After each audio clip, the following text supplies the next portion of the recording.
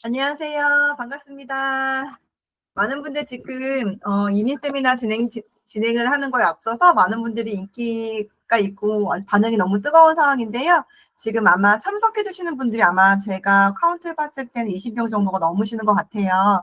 아직 다 들어오지 않으신 분들도 있기는 한데 먼저는 4시 정각이 됐기 때문에 저희가 먼저 세미나를 시작을 해보도록 하겠습니다. 반갑습니다. 저는 우베뉴의 마리 원장이라고 합니다. 저희들 예전부터 오랫동안 세미나 많이 진행을 하고 있는데 많은 분들이 저희 우베뉴가 아직 그 카페로만 인식을 하고 계시는 분들이 많이 있으시더라고요. 그래서 물론 카페를 저희가 이제 운영을 하고 있지만 저희는 우베뉴라는 원래는 우리는 밴쿠버 유학생이라는 카페를 시작으로 해서 저희가 2001년도부터 저희가 유학 사업을 시작을 했고요. 캐나다 밴쿠버에 본사가 있는 그런 유학원입니다. 저희들 그냥 비영리 단체가 아니라 유학원이라는 점 다시 한번 말씀을 드리며 우벤유 유학원이고요. 다른 한국에 있는 많은 유학원들과 조금은 다르게 캐나다 밴쿠버에 본사가 있다 보니까 많은 분들이 한국에서 막상 준비하시고 캐나다 오셨을 때 현지에 있는 유학원이 없어서 많은 어려움들이 있으시거나 답답하셨던 분들이 많이 있으신 것 같은데요. 저희 우벤유를 통해서 오시는 분들 같은 경우는 한국에 계시든 캐나다에 계시든 특히나 저희 캐나다 밴쿠버에 이제 본사가 있다 보니까 오시면 저희들이 더 친밀감 있게, 더 세세하게, 그리고 더 확실하게 관리가 된다라는 거 저희가 강조를 드리고 있고요. 저희 고객분들도 많이들 그 부분을 얘기하세요. 캐나다에 오시면 한국에서 유학원 통해서 오신 분들은 연결이 안 되거나 연락이 안 되셔서 도움을 받는데 부담스러우신 것들이 많이 있으시다고 하시는데 저희 쪽 고객분들 같은 경우는 너무나 이제 자주 통화하고 카톡도 연락 주시고 시간대도 돈 시간대이다 보니까 여러 가지 업데이트되는 내용들을 서로 발빠르게 서로 주고받고 있다라는 거 저희가 안내를 드리고 있습니다.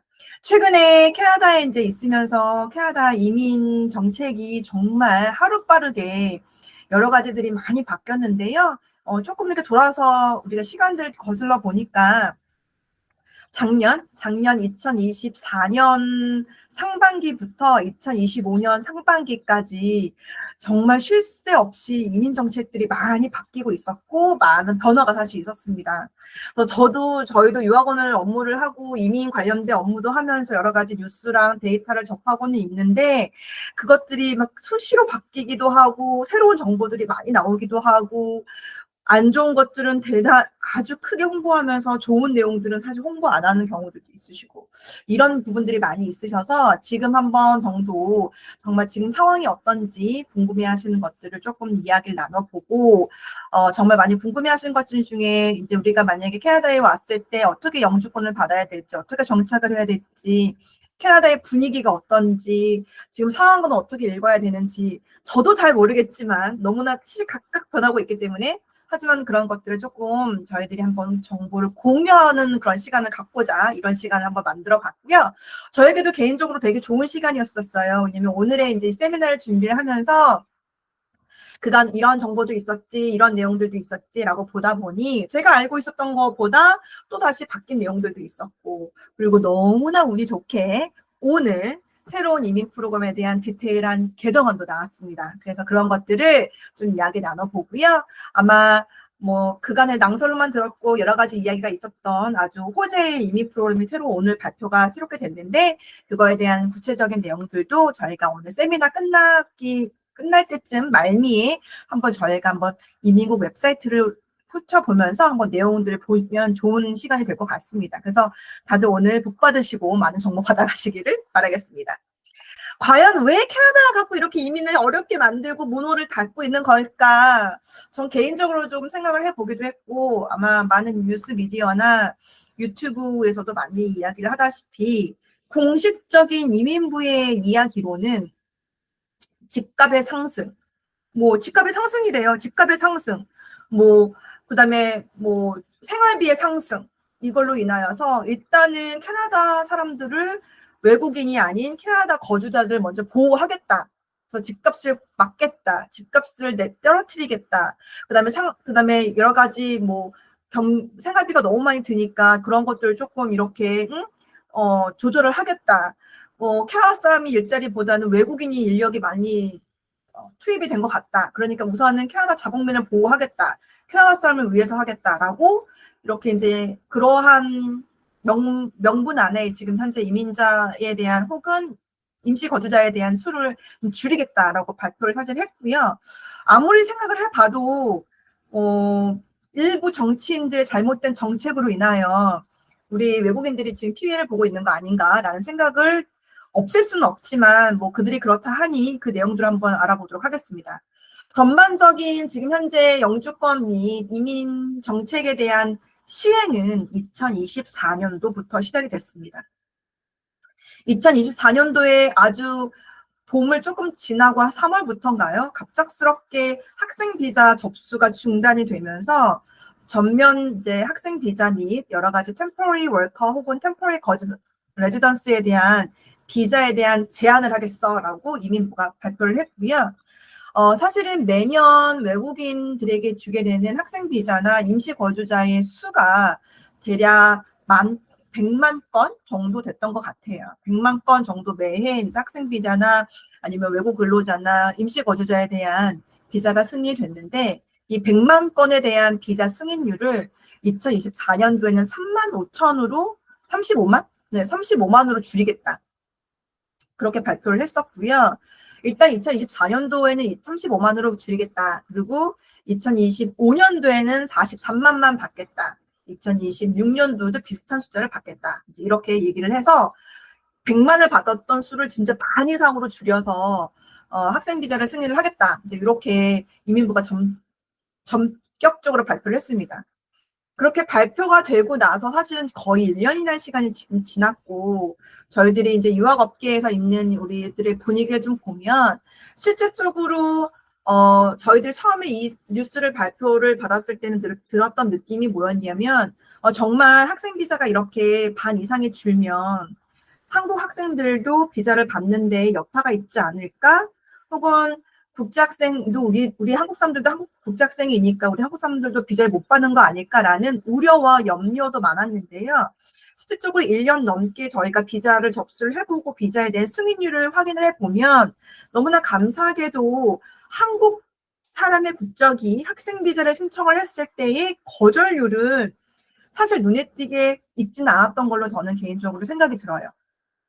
저희 사무실 통해서 비자를 접수하신 분들 중에 한두 케이스가 거절이 된 경우는 있는데 한두 케이스인 경우는 서류의 부족 혹은 서류가 충족치 않아서 거절이 됐거나 아니면 이민부의 판단의 실수로 인해서 거절이 된 경우는 있었습니다. 하지만 얘네들이 말한 것처럼 100만 건을 받던 거에서 35만 건을 받겠다라고 해서 반 이상의 무작위로 한국 학생들의 비자가 뭐 거절이 위드드로가 됐거나 거절이 리젝이 됐던 경우는 아니었던 걸로 저는 파악이 되고 있고요. 그래서 저희가 느끼기로는 사실 실질적으로 이민부에서 이렇게 발표는 했지만 한국 국적인 경우는 그렇게 비자 거절률이 높지는 않다. 그렇다 하면 아마도 아주 표면적으로 얘기하는 거는 아니겠지만 나라마다 내셔널리티마다 학생 비자의 비율을 조절을 하는 것은 아닐까라는 부분을 조심스럽게 생각을 해보고 있습니다.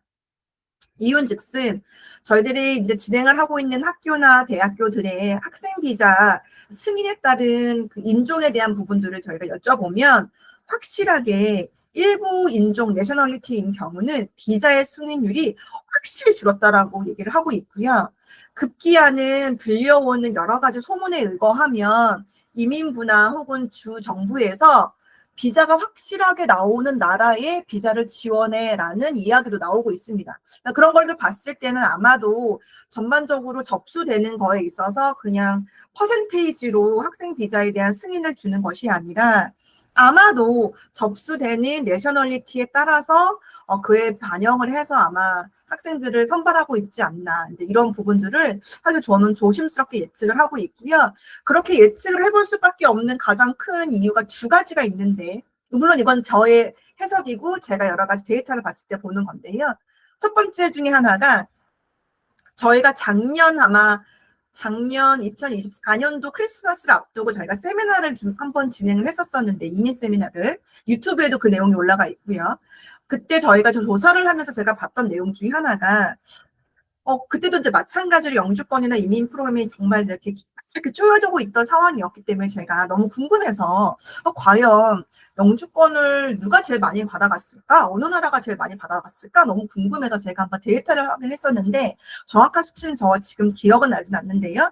그때 너무나 놀랍게도 1위가 당연히 인도하고 2위가 중국이었는데 1위하고 2위와의 그 신규 이민자 승인율이 3배 이상이 인도가 많았었어요.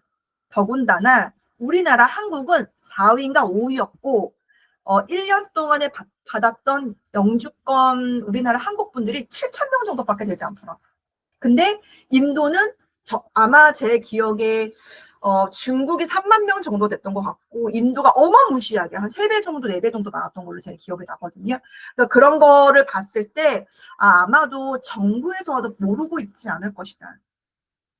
특정 나라의 인종의 영주권이 많이 배정이 됐다라는 거에 대한 부분을 분명히 모르지는 않을 것이다 라는 점이 있었고, 두 번째로 조심스럽게 나라별로 우리가 쿼터가 아닌 쿼터를 주고 있지 않을까라고 예상할 수밖에 없는 것 중에 하나는 캐나다는 각각 주별로 운영이 되고 있는데, 물론 연방이라는 곳에서 다 관리를 하고 있지만 BC주, 온타리오주, 뭐 마니토바주, 뭐 PEI, 뭐 온타리오, 퀘벡 등등이 많잖아요. 근데 그 중에서 사실은 퀘벡이라는 곳은 약간의 별동 부대처럼 우리는 하나의 캐나다이지만 캐나다의 한 주이지만 우리는 독립권이 있어. 우리는 독립적으로 움직일 거야라고 항상 이야기를 하던 주예요. 하지만 캐나다 안에 있죠. 근데 그 주에서 작년에 발표했던 것 중에 하나가 올해 초였을 수도 있어요. 올해 초에 발표했던 것 중에 하나가 우리는 특정 나라에게 줄 수 있는 비자의 건수를 넘버를 제한을 하겠어. 각각 내셔널리티로 그 캡을 정하겠어. 즉, 한 나라한테 많이 주지 않겠어. 라고 발표를 했습니다. 근데 사실 이 내용이 굉장히 위험한 발언일 수도 있는 것 중에 하나가 어찌 보면 인종차별일 수도 있는 거잖아요. 누가 봐도 어떠한 특정 내셔널리티를 두고 얘기를 하는 거이기 때문에. 그래서 그런 면들 때문에 아마 캐나다 정부도 아마 그런 부분들을 인식하고 있지 않을까. 그런 부분들 때문에 아마 몇몇 인종들을 조금 캡을 둬서 고려를 하려고 하지 않을까라고 전 개인적으로 조심스럽게 지금 생각을 하고 있는 상황입니다. 어찌됐든 간에 작년에 이제 그러한 발표들로 인해서 이제 여러 가지들의 이제 시향 내용들이 이제 변경이 됐는데요. 오늘 한번 어떤 내용들이 변경이 됐고 또 어떤 내용들이 수정이 됐으며 또 어떻게 우리가 봐야 될지에 대한 내용들을 한번 보도록 하겠습니다. 우선 제일 먼저 봐야 되는 것 중에 하나가 무엇보다도 아까 제가 말씀드렸던 학생 비자에 이제 캡이 지정이 됐다. 그래서 예전같이 그냥 넣으면 선착순으로 다 비자를 받을 수 있는 게 아니라 총 비자를 받을 수 있는 건수는 어찌됐든 간에 제한이 되었다. 그렇기 때문에 그 얘기를 해석을 해서 본다라고 하면 그 넘버가 다 차면 결론적으로 비자는 받을 수가 없다. 이제 이렇게 볼 수 있을 것 같고, 작년 연도 같은 경우는 사실은 다행히도 저희가 그런 것들을 체감을 느껴보지는 못했는데, 즉 한국 학생들 같은 경우 혹은 그 넘버가 다 차서 비자를 받고 싶어도 받을 수가 없었어라는 내용을 받아보지는 사실 못했던 것 같은데, 사실 이제 우리가 제일 우려하고 있는 비자를 받고 싶어도 받을 수가 없어의 상황들이 사실 이제 올해부터 조금 이제 발생하지 않을까라는 부분들을 이제 오늘 내용을 좀 알려드리고 싶고요. 어쨌든 간에 지금 비자에 대한 상한제가 진행이 되고 있고, 지금 제가 우려스럽게 얘기하고 있는 것 중에 하나가 이제 1년 내내 비자를 언제든지 신청을 하고 받을 수 있는 상황은 아니다라는 점을 이제 업데이트를 해드리고자 합니다. 아마도 많이들 들으셨을 거예요. 조금이라도 캐나다에 오시길 원하시고 학생 비자를 받길 원하시는 분들이라면 비자를 어떻게 받아야 돼? 비자도 있어야 되지만 입학허가도 있어야 되지만 팔레터를 하는 것도 받아야 돼라는 내용들을 많이 아마 들으셨을 거예요. 작년 같은 경우 저희가 팔레터에 대한 영상도 아마 유튜브에 올라간 게 있고 쇼트로도 들어간 게 있는데요. 이 팔레터라는 거는 각각 주마다 학교들한테 제공하는 학생 비자 승인에 따른 넘버를 이제 책정할 수 있고 컨트롤할 수 있는 그 서류를 이야기를 하고 있고요. 이전 같은 경우는 우리가 이러한 제도들이 생기기 전에는 학생 비자를 신청하려면 신규 신청권이든 연장의 신청권이든 그냥 입학 허가서만 받아서 비자를 접수하면 됐었어요. 물론 입학 허가서와 여러 가지 뭐 재정 보증이라든지 개인 정보들을 넣어서 비자를 신청할 수가 있었는데 작년 같은 경우는 이제는 그건 안 되고요. 학생 비자와 비자를 처음 신청하는 사람들이라면 반드시 팔레터를 받아서 비자를 신청하세요. 근데 이 팔레터의 개수는 정해져 있습니다. 라고 했었어요. 하지만 이미 캐나다에 있으시고 비자가 있으신 경우, 비자를 받아서 들어왔던 경우거나 비자가 있으셔서 연장해야 되는 경우라면 굳이 팔레터는 필요 없으세요. 라고 했던 게 작년의 규정이세요. 근데 올해부터는 갑작스럽게 2월에 발표가 됐던 내용이 안타깝게도 올해부터는 비자를 신청하시기 위해서는 입학허가서와 비자가 신규이시든 재연장을 하시든 어떤 방향이든 팔레터가 필요합니다라고 변경이 됐죠.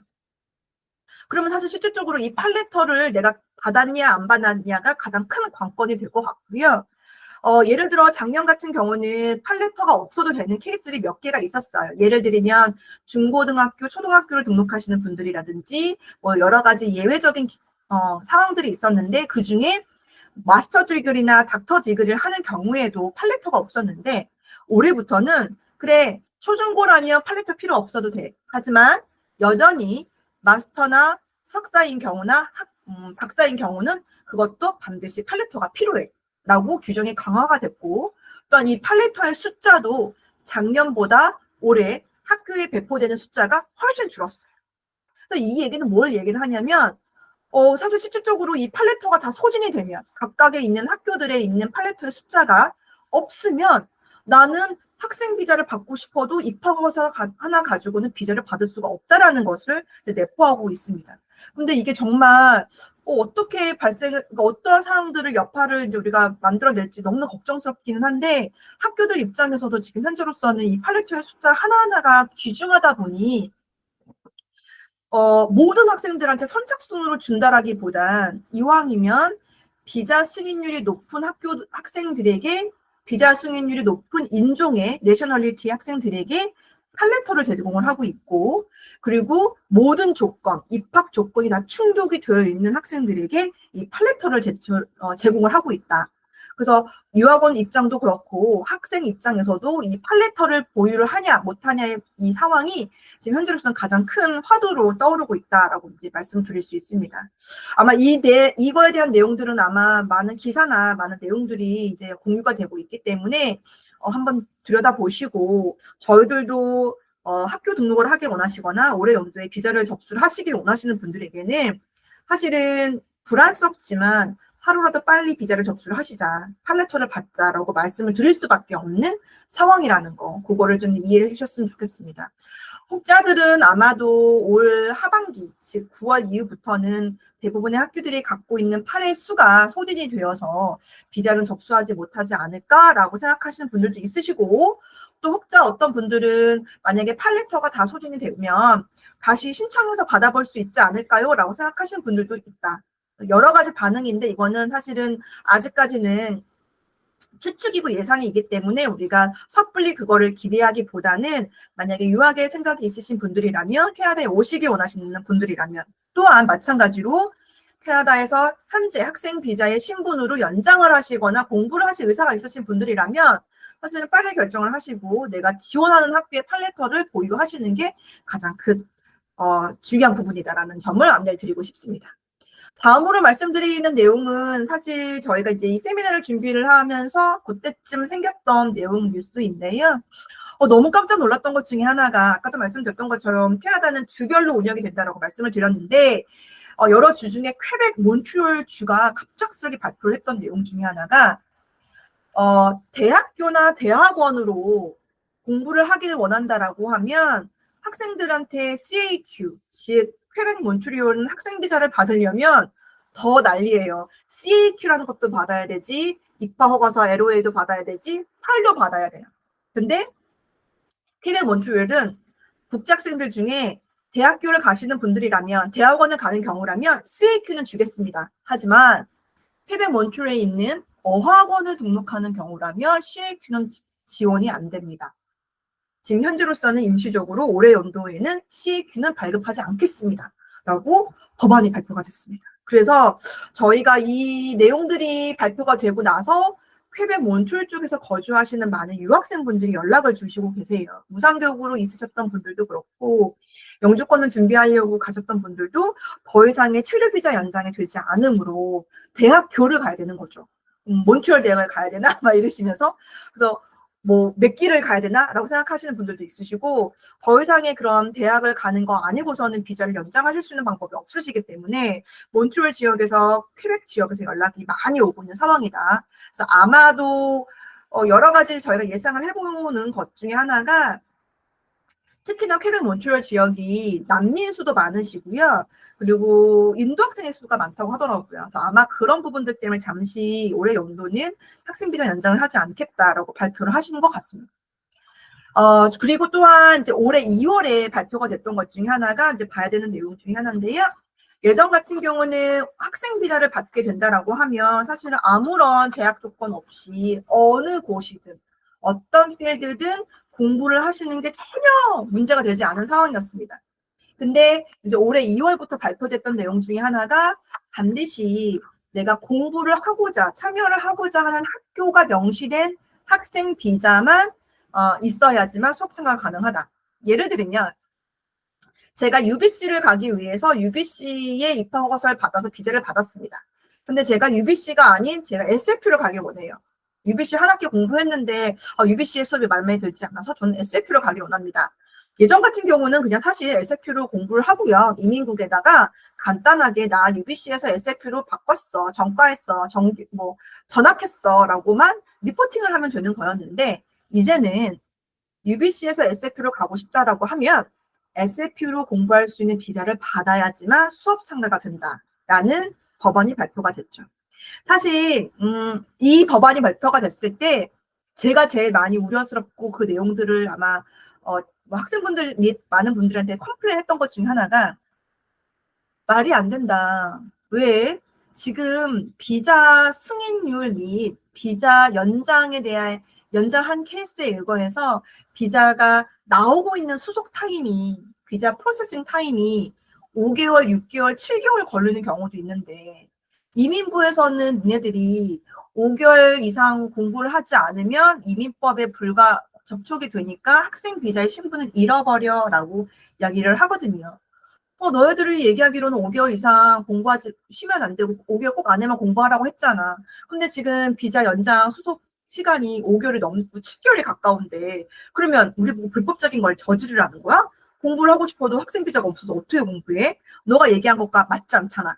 라는 제가 의의 제기를 제 스스로 해봤었어요. 그래서 이거 가지고 엄청 제가 스스로 막 컴플레인도 많이 하고, 왜 비자가 안 나오는 거야? 라고 화도 내고 그랬는데, 글쎄요, 저의 이 컴플레인 들렸을까요? 그 이후로부터 좀 비자 승인율이 빨라지고 있습니다. 다행히. 아마도 이민부도 알겠죠. 그러니까 저희가 봤을 때는 작년 2024년도 5월, 6월. 그러니까 사실 이 DLI 변경 규정안은 올해 2월에 생긴 거고요. 작년 2024년도 5월, 6월에 접수했던 비자들, 4, 5, 6월에 접수했던 비자들이 굉장히 펜딩이 많습니다. 지금까지도 펜딩이 되고 있고요. 제가 봤을 때는 이제 오늘 비자 승인되는 케이스를 보면 아마 조금씩 풀리고 있는 상황인 것 같다. 작년 6월, 7월에 들어갔던 비자들이 나오고 있으니까. 근데 사실은 그때의 규정, 프로세싱 타임으로 본다라고 하면 사실은 예기치 않게 학생 스스로가 불법을 저지르게 되는 거이기 때문에 5개월 이상 공부를 못하는 거니까 그런 부분으로 인해서 학생들한테 피해가 갈 것 같았는데 다행히도 올 초에 들어갔던 접수된 학생 비자의 승인율들은 조금 빨리 진행이 되고 있는 상황이어서 아마 이제 이민부도 그러한 여론과 여러 가지 실질적인 상황과 케이스들을 반영을 해서 비자 승인을 해주고 있지 않을까 이렇게 얘기해 주시고 있는 것 같고요. 또 하나 첨언을 해서 말씀을 드린다라고 하면 아마 캐나다에 계시는 많은 분들 중에 미리 비자를 신청을 하셨는데 아까 제가 말씀드린 것처럼 비자가 나오고 있지 않으신 분들도 있으세요. 전혀 걱정하지 마세요. 제가 보니 저희 학생분들도 그러셨고 저희가 데이터베이스를 분석해 보면 절대로 비자에 있어서 문제가 있으신 건 아니신 것 같고요. 제 개인적인 생각으로는 작년 4, 5, 6, 7, 8에 들어갔던 케이스가 무언가 잼이 됐던가 상황으로 인해서 굉장히 시간이 오래 걸릴 뿐 이 비자들은 나오고는 있습니다. 저희들도 지속적으로 이민국에 컨택도 하고 있고 웹폼이라는 것을 통해서 보내고 있는데 지금 조금씩 움직임도 있고 비자 나오시는 것도 있기 때문에 너무 걱정은 하지 마시고 아마 시간이 지나면 비자 나올 것이다. 많은 분들이 저희한테도 전화 문의도 오셔가지고 왜 비자가 안 나오는 걸까요? 혹시 다른 방법을 써야 될까요? 라고 많이 문의하시는 경우 있으신데요. 일단은 답이 없는 것처럼 보이더라도 움직이고 있는 건 사실이니까 조금 기다려 보시면 긍정적인 답변이 있지 않을까 생각을 하고 있습니다. 오늘 또 말씀드리는 것 중에 하나가 최근에 아마 18일 날, 3월 18일 날 변경된 이제 새로운 내용들도 같이 업데이트를 드리고자 하는데요. 이민부 참 신기해요. 우리 국제학생들한테 알려줘야 되는 나쁜 소식은 엄청 크게 보도하는데 국제학생한테 알려줘야 되는 좋은 소식은 자기네들이 이렇게 빈대떡을 뒤집어야 되는지 되게 구렁에 담 넘어가듯 잘 발표 안 하는데요. 오늘 저희가 좋은 소식 하나 알려드리도록 하겠습니다. 그것이 뭐냐면 졸업 후 워크퍼밋에 대한 내용이에요. 아시다시피 원래 규정은 졸업 후 워크퍼밋의 원래 이전의 규정은 이전이라고 하는 게 맞겠죠. 지금 방안이 새로운 규정이니까요. 이전의 규정 같은 경우는 8개월 이상 공부를 했다. 그러면은 8개월만큼 공부한 기간만큼의 졸업 후 워크퍼밋을 받을 수 있다. 2년 이상 공부했다. 2년이든 4년이든 2년 이상의 공부를 했다라고 하면 무조건 3년의 졸업 후 워크퍼밋을 받을 수 있다라는 게 원래 이전에 이제 졸업 후 워크퍼밋의 규정이었죠. 영어에 대한 조건도 필요가 없다. 왜냐? 졸업 후 워크퍼밋을 받을 수 있는 사람들은 일정 레벨이 다 되는 영어에 대한 테스트를 통과했고 그만큼의 검증을 받은 학생들이기 때문에 왜 굳이 영어가 필요하겠어? 영어 점수가 괜찮아. 혹은 니들이 대학을 나온 거잖아. 열심히 공부를 해서. 대학의 학과가 뭐가 중요해. 학과에 놓고 낮으면 뭐가 필요해. 모든 대학을 나온 거 너무 축하해. 그러니까 조건 상관없어. 무조건 8개월 이상 수업을 했으면 공부한 기간만큼 2년에서 2년 이상 공부했다면 무조건 3년을 줄게. 2년이든 4년제든. 그게 원래의 이전의 규정이었죠. 근데 이제 이 규정이 아주 그냥 살벌하게 바뀌었습니다. 뭐였냐면 우선은 정확하게 4년제 공부를 한 경우다라고 하면 4년제 공부했지만 알아. 하지만 CLB7, 즉 영어 점수를 내. 4년제 공부했으니까 이 정도 낼 수 있지 않겠어? 라고 하는 것 같아요. 자, 만약에 4년제 대학교에서 만약에 4년제 과정을 마쳤다라고 하면 어떠한 전공과 상관없어. 음악을 했든 미술을 했든 상관없어. 3년의 졸업 후 워크퍼밋을 줄 거야. 라는 게 이제 변경된 내용이었고요. 근데 만약에 4년제 학위긴 학위인데 컬리지에서 졸업했다. 더글라스 컬리지에 있는 4년제 학위를 공부를 했다. 그거는 컬리지잖아. 그러니까 일단 영어 점수는 7을 내. 하지만 부족 직업군, 정해져 있는 교육 필드에서만 공부한 자만 졸업 후 워크퍼밋을 주겠어. 라고 했죠. 이거 좀 뒤에 다시 말씀드릴게요. 그리고 2년제인 경우라면 컬리지 혹은 뭐 컬리지나 직업학교라든지 BCIG라든지 KPU 같은 더글라스라든지 이런 컬리지에서 공부를 했어. 2년제 과정을 공부를 했어. 혹은 뭐 이런 경우다라고 하면 오케이. 그거는 비자를 줄게. 하지만 CLB는 5 필요해. 그리고 전공 과정도 필드 오브 스터디가 정해져 있어. 그 분야에서만 공부해야 돼. 그래야지만 워크퍼밋을 줄게. 라고 변경을 했죠. 근데 여기서 말이 안 됐던 게 아까 좀 제가 살짝 넘어갔던 컬리지에서 공부했지만 컬리지에서 4년제를 공부를 해도 그거는 필드 오브 스터디, 즉 전공 관련된 분야가 지정이 되어 있다라는 점이었었습니다. 뭐 이거 되게 굉장히 예민한 부분이잖아요. 캐나다 나라에서 학교의 등급을 나눠? 4년제 대학은 4년제고 2년제 대학은 대학도 아닌가? 라는 생각이 들잖아요. 너무 화가 나요, 엄마로서. 왜 그러면 안 되냐? 우리 아이가 더글라스 컬리지에서 4년제 학교 공부하고 싶은데 그럼 그거는 4년제 학위로도 안 쳐주는 건가? 라는 이제 의문이 들잖아요. 그래서 그런지 이민부에서 3월 18일 날 알겠다. 그래, 컬리지더라도 컬리지에서 4년제 공부했더라면 필드 오브 스터디 제한 풀어줄게. 어떤 전공 것도 상관없어. 그러니까 너무 걱정하지 마. 그 대신 CLB7은 동일하게 제출해. 라고 변경을 했습니다. 사실 이 정도의 변경이라면 아마도 누가 봐도 처음서부터 제대로 데이터베이스를 분석하지 않고 섣불리 이민법을 바꾼 이민부의 잘못일 텐데 물론 이렇게 제가 공식적으로 얘기하는 걸로 인해서 제가 문제가 될 수도 있을 것 같긴 한데 근데 이제 이 부분 수정 보고를 하는 거라면 조금 안내가 좀 정확하게 된다거나 아니면 조금 홍보가 많이 됐으면 좋았을 것을 사실 되게 굉장히 조용히 이렇게 넘어가는 분위기라 조금은 불편한 감정이 없지 않아 있습니다. 어찌됐든 간에 우리 국제학생들 및 학부모들에게는 조금 호재의 소식인 것 중에 하나가 컬리지급에서 4년제 공부를 했다라고 하면 문제없이 우리가 전공과 상관없이 졸업 후 워크퍼밋을 받을 수 있다는 점 안내를 드리고요. 그러니까 성분이 사실은 컬리지 안에서도 4년제 과정 공부하는 학과들이 많이 있어요. 예를 들면 더글라스 컬리지 같은 경우도 사실 굉장히 처음으로 밴쿠버에서 제일 최초로 컬리지임에도 불구하고 4년제 학위를 도입을 했던 학교이기 때문에 그러한 바출러에 대한 프로그램들이 되게 많이 탄탄하게 진행이 되고 있고 또한 랭게라 컬리지도 마찬가지고 몇몇 학교들도 마찬가지인 상황이어서 이게 정말 좋은 내용으로 이제 저희가 인식할 수 있을 것 같고요.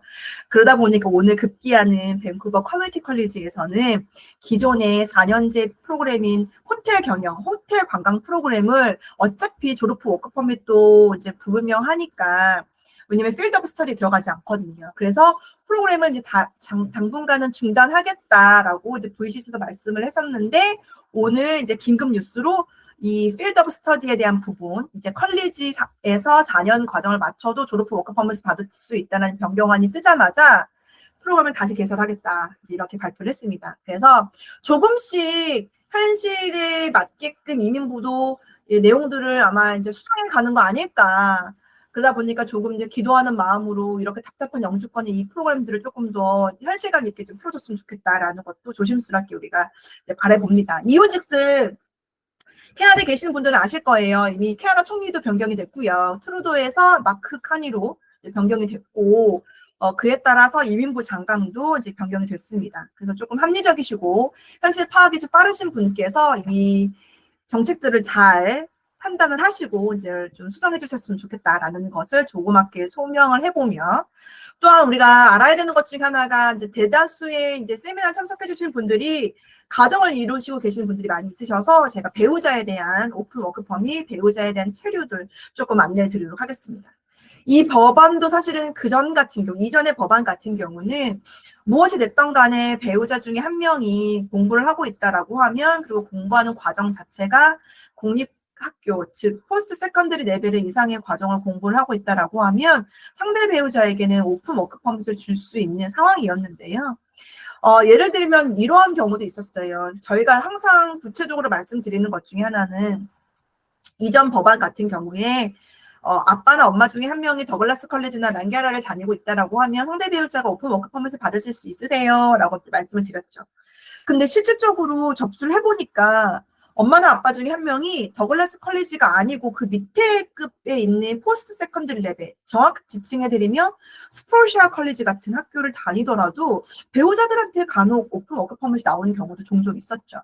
그래서 조금 캐나다에서 체류하고자 하시는 분들에겐 좀 좋은 경험도 드릴 수 있는 상황이었는데 지금 현재 정확하게 법안이 변경된 내용은 만약에 아빠나 엄마 중에 한 명이 배우자 중에 한 명이 공부를 하는 경우다라고 하면 그 공부하는 과정이 마스터 이상이어야만 되세요.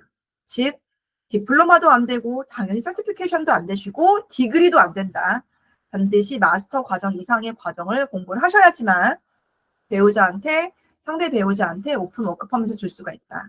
지금 현재 밴쿠버 같은 경우는 마스터 과정을 하실 수 있는 학교가 뭐 당연히 UBC, SF도 있으시고요.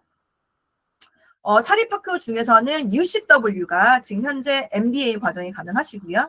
그다음에 FDU라는 대학도 있습니다. 거기서 지금 현재 MAS 과정도 마스터가 가능하시고 컴퓨터 마스터도 가능하십니다. 그래서 혹여나 나는 가족이 캐나다에 이주하기 원하고 가족과 함께 세틀다운을 하길 원하는데 상대 배우자에게 오픈 워크퍼밋을 주길 원한다라고 하시면 현재로서는 FDU나 UCW의 마스터 과정들을 저희가 추천을 드리고 있고요. 입학 조건에 있어서도 조건부도 입학이 가능하신 상황이시니까 물론 조건부 공부하시는 기간 동안에는 배우자 오픈 워크퍼밋은 불가하시다라는 점 다시 한번 알려드리겠습니다. 이보다 더 황당한 내용은 사실 워크퍼밋을 갖고 있는 경우, 즉 부모 중에 한 명이 혹 배우자 중에 한 명이 고용주를 통해서 워크퍼밋을 갖고 있는 경우에 상대 배우자에게 오픈 워크퍼밋을 줄 수 있는 규정이 Tier 0, Tier 1. 지금 여기에는 지금 Tier 1만 써 있는데 Tier 0랑 Tier 1. 아마도 이제 임원급 혹은 슈퍼바이저 매니저급을 지칭을 하고 있고요. 그 직업군인 경우에는 그냥 문제 없다. 그 직업군인 것을 증빙을 할 수 있다라고 하면 잡 오퍼 레터라든지 고용계약서라든지 여러 가지 세금 낸 게 있다라고 하면 상대 배우자에게는 오픈 워크 퍼밋을 줄 수가 있다. 다만 Tier 2, Tier 3 요 직업군인 경우라면 꼭 지정된 곳에서만 일을 해야 된다. 그 잡오퍼가 있어야 된다. 부족 직업군이라고 이제 일을 하시는 필드가 정해져 있다. 또한 반드시 주 신청자, 즉 워크퍼밋을 갖고 있는 사람의 비자가 16개월 이상 남아 있어야 된다. 이거 너무 놀라운 얘기예요. 왜냐면 16개월 이상 남아 있지 않다라고 하면 상대 배우자에게는 오픈 워크퍼밋을 줄 수가 없다. 라고 지정을 했기 때문에 이것도 한번 유념해서 한번 보셔야 될 것 같습니다.